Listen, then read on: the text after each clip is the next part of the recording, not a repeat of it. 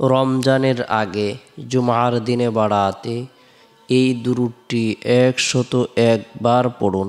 ৯০ বৎসরের গুনাহ মাফ হবে, গায়বী সাহায্য আসবে, দোয়া কবুল হবে, আশা আকাঙ্ক্ষা পূরণ হবে। আসছে পবিত্র মাহে রমজান মাস, বরকতপূর্ণ একটি মাস, ফজিলতপূর্ণ একটি মাস, মাহাত্ম্যপূর্ণ একটি মাস, তাৎপর্যপূর্ণ একটি মাস।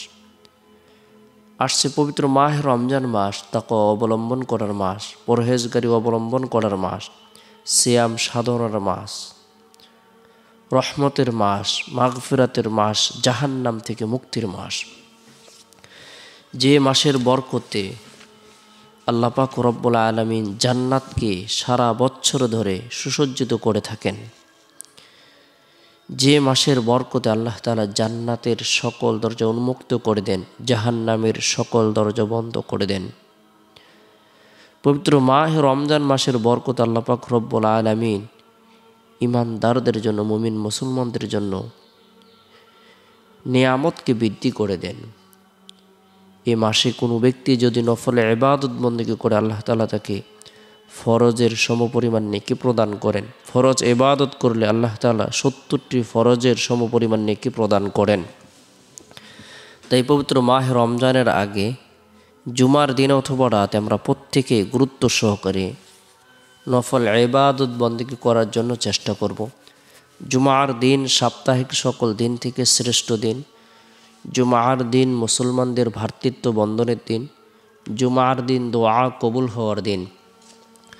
জুমার দিন আল্লাহ তাআলা ইমানদারদের জন্য, মুমিন মুসলমানদের জন্য বিশেষ নিয়ামত প্রদান করে থাকেন। জুমার দিন অথবা রাতে কোনো মুমিন মুসলমান যদি ইন্তিকাল করে মারা যায়, আল্লাহ পাক রব্বুল আলামিন তাকে কবরের ফিতনা, কবরের সওয়াল জবাব, কবরের আযাব থেকে নিরাপত্তা দান করবেন।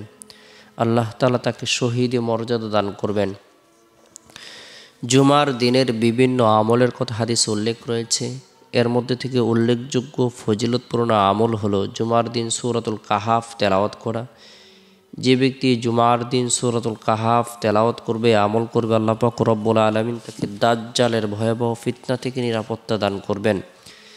যে ব্যক্তি জুমার দিন সূরাতুল কাহাফ আমল করবে, তেলাওয়াত করবে, আল্লাহ পাক রব্বুল আলামিন তার ইমানের মধ্যে নূর প্রদান করবেন, যে নূরটি দীর্ঘ ১ সপ্তাহ পর্যন্ত তার অন্তরের মধ্যে চমকাইতে থাকবে। আল্লাহ তাআলা ৭০,০০০ ফেরেশতা নিযুক্ত করে দিবেন, দীর্ঘ ১ সপ্তাহ পর্যন্ত তার জন্য মাগফিরাত কামনা করতে থাকবে। আল্লাহ পাক রব্বুল আলামিন তাকে এত বেশি নিয়ামত প্রদান করবেন, কল্যাণ প্রদান করবেন। জুমার দিনের বরকতে আল্লাহ তাআলা তার দোয়াকে কবুল করবেন। জুমার দিন আমরা ফজরের নামাজের পর থেকে নিয়ে জুমার নামাজের আগ পর্যন্ত যে সময় রয়েছে, এই সময়ের মধ্যে সূরাতুল কাহাফ আমল করব। পরিবার পরিজনদেরকে, আত্মীয় স্বজনদেরকে আমল করার ব্যাপারে উৎসাহ প্রদান করব।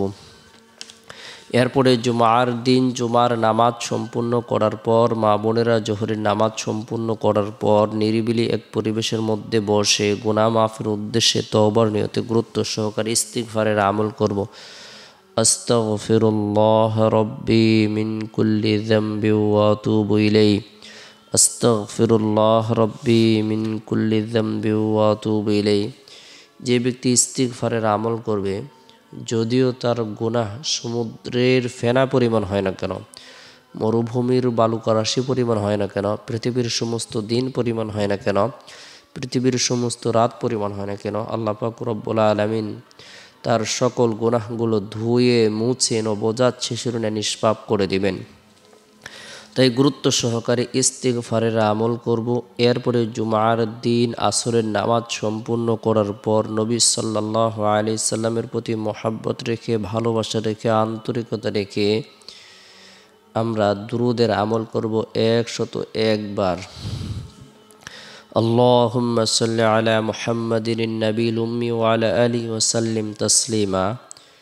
যে ব্যক্তি এই দুরূদের আমল করবে, আল্লাহ তাআলা তার গুনাহকে মাফ করে দিবেন, তার উপর রহমত বর্ষণ করবেন, তার পদমর্যাদাকে বৃদ্ধি করে দিবেন। আল্লাহ পাক রব্বুল আলামিন তাকে অসংখ্য অগণিত নেকি প্রদান করবেন, রহমত বর্ষণ করবেন। দুরূদ পাঠ করা এটি গুরুত্বপূর্ণ একটি ইবাদত। স্বয়ং আল্লাহ তাআলা পবিত্র কালামুল্লাহ শরীফের মধ্যে ইরশাদ করেছেন, ইন্নাল্লাহা ওয়া মালাইকাতাহু ইউসাল্লুনা আলান নবী ইয়া আইয়ুহাল্লাযীনা আমানু সাল্লু আলাইহি ওয়া সাল্লিমু তাসলিমা।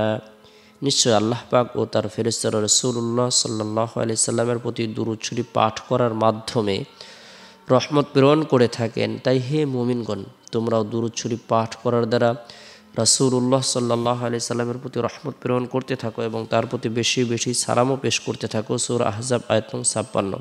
আল্লাহ পাক রব্বুল আলামিন এমন একটি আমলের কথা আপনাকে আমাকে কালামুল্লাহ শরীফের মাধ্যমে জানিয়ে দিয়েছেন।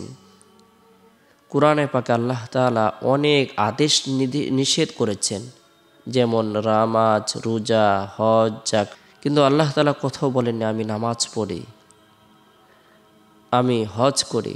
কিন্তু আল্লাহ তাআলা বলেন আমি রসুলের প্রতি দুরূদের আমল করি, রহমত প্রেরণ করে থাকি। সুবহানাল্লাহ। সারা দুনিয়ার সমস্ত প্রাণীকুল, সমস্ত সৃষ্টিজীব, সমস্ত মাখলুকাত আল্লাহ তাআলা তাসবিহ, তাহলিল, তাকবীর পাঠ করেন। আর আল্লাহ তাআলা এমন একটি আমল করেন যেটি কেবলমাত্র আল্লাহ তাআলা তার রসুলের প্রতি মহাব্বতের খাতিরে দুরূদের আমল করে থাকেন। সুবহানাল্লাহ। সারা দুনিয়ার সমস্ত প্রাণীকুল আল্লাহর পবিত্রতা বর্ণনা করে তাসবিহ পাঠ করে, আর স্বয়ং আল্লাহ নিজেও রসুলের প্রতি দুরূদের আমল করেন। আমরা প্রত্যেকেই গুরুত্ব সহকারে রসুলের প্রতি দুরূদের আমল করব। 101 বার দুরূদের আমল করার পর হাত উত্তোলন করে নিজের জন্য দোয়া করব, পরিবার পরিজনদের জন্য, আত্মীয় স্বজনদের জন্য, জীবিতদের জন্য, মৃতদের জন্য দোয়া করব। দোয়ার বরকতে কঠিন ও জটিল বিপদ দূর করে দিবেন, গায়েবী সাহায্য প্রদান করবেন। এরপরে জুমার দিন শেষ হওয়ার পর যে রাত আসে, এই রাতটি হলো ফজিলতপূর্ণ একটি রাত। এই রাতের মধ্যে বিশেষ করে এশারের নামাজ সম্পূর্ণ করার পর গুরুত্ব সহকারে সূরাতুল ইখলাস, সূরাতুল ফালাক, সূরাতুন নাস তিনবার করে তেলাওয়াত করব, আমল করব। উভয় হাতের তালুতে ফু দিয়ে শরীরের যতটুকু অংশ সম্ভব হয় মাসিহ করে নেব। যথাসময়ে আল্লাহর নাম নিয়ে ঘুমিয়ে যাব। আল্লাহুম্মা বিসমিকা মুতু আহি দোয়াটি পাঠ করে ঘুমিয়ে যাব।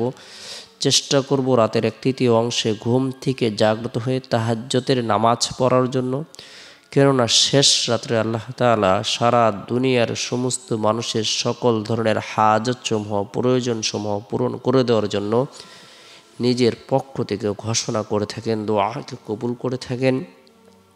তাই আমরা গুরুত্ব সহকারে বরকতপূর্ণ এই আমলগুলো জুমার দিন অথবা রাতে করব। রাতের 1/3 অংশে ঘুম থেকে জাগ্রত হয়ে তাহাজ্জুদের নামাজের জন্য চেষ্টা করব।